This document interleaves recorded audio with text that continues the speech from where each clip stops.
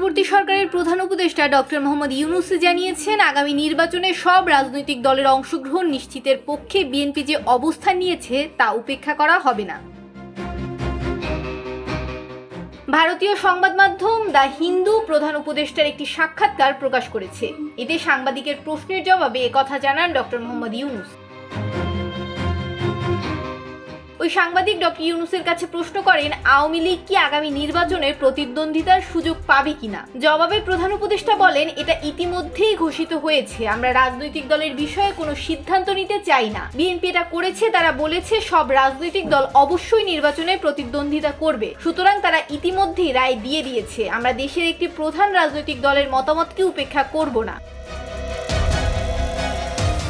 এরপর ওই সাংবাদিক জানতে চান, তাহলে আওয়ামী লীগের নির্বাচনের প্রতিদ্বন্দ্বিতা নিয়ে আপনার কোনো আপত্তি নেই। জবাবে ডক্টর ইউনূস বলেন, কোনো একটি নির্দিষ্ট দল বা পক্ষকে নেয়ার জন্য আমি কোনো রাজনৈতিক ব্যক্তি নই। আমি রাজনীতিকদের আকাঙ্ক্ষাকে বাস্তবে রূপ দিতে সহায়তা করছি। ডেস্ক রিপোর্ট, ভোরের পাতা।